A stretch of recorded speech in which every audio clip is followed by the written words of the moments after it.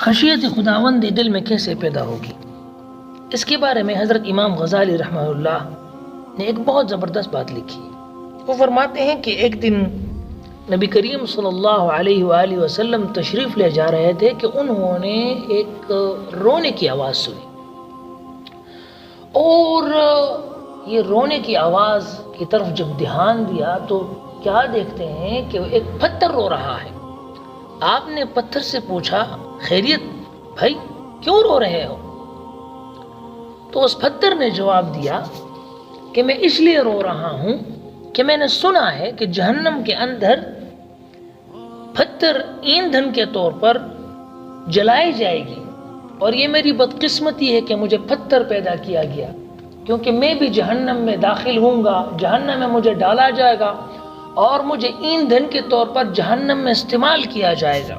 قرآن پاک میں ہے نا، وقودها الناس والحجارہ، کافروں اور پتھروں کو جہنم کا ایندھن بنایا جائے گا، جلایا جائے گا، تو میں اس اپنی قسمت پر رو رہا ہوں۔ تو نبی کریم صلی اللہ علیہ وآلہ وسلم نے کھڑے ہو کر اس کے حق میں دعا دی اور اللہ تعالیٰ سے اس کے حق میں دعا مانگی، اور فرمایا کہ اللہ تعالیٰ نے تجھے اب بچا لیا۔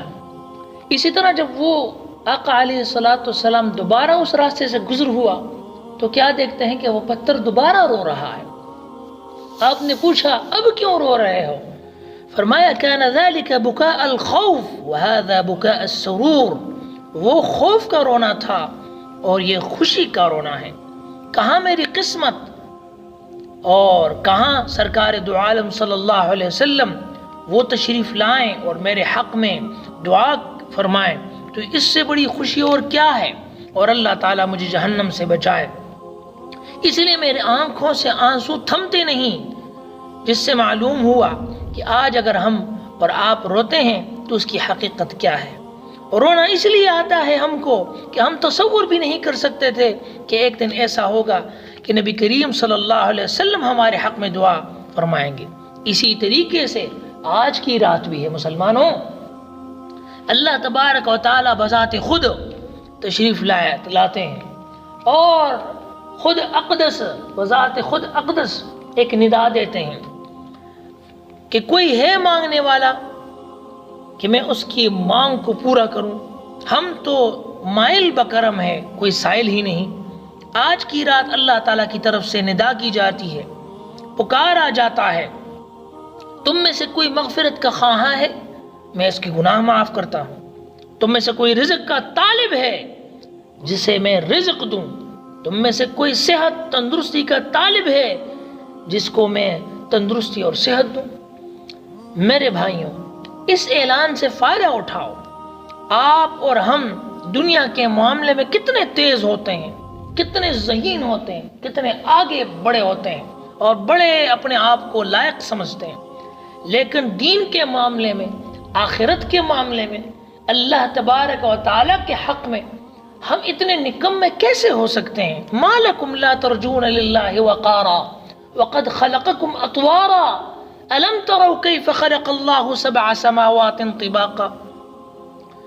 تو کہ تمہیں کیا معلوم نہیں کہ ایک دن تمہیں جانا ہے، دنیا کو چھوڑنا ہے؟ کیا تیاری کی تم نے اسے؟ گڑ گڑا کر اللہ تعالیٰ سے مانگے، ایک آنسو، ایک آپ کی آنسو جہنم کی آگ کو بجھا سکتی ہے۔ اللہ تبارک و تعالیٰ سے گڑ گڑا کر مانگے، اللہ تبارک و تعالیٰ کے حضور روئیں، اور اگر رونا نہ آتا ہو تو رونے کی شکل بنائیں، خشیت خود بخود دل میں اتر جائے گی۔ اس پتھر سے ذرا عبرت حاصل کریں۔ آپ کہیں گے کہ پتھر میں حس نہیں، کیوں حس نہیں؟ قرآن پاک میں ہے وَإِنَّ مِنَ الْحِجَارَةِ لَمَا يَتَفَجَّرُ مِنْهُ الْأَنْهَارُ وَإِنَّ مِنْهَا لَمَا يَشَّقَّقُ فَيَخْرُجُ مِنْهُ الْمَاءُ وَإِنَّ مِنْهَا لَمَا يَهْبِطُ مِنْ خَشْيَةِ اللَّهِ، کہ کبھی کبھی پتھر اللہ تعالیٰ کے خوف سے لرز کر اوپر سے نیچے گر جاتے ہیں۔ یہ پتھر ہے جو خداوند کے خوف سے اوپر سے نیچے گر جاتے ہیں۔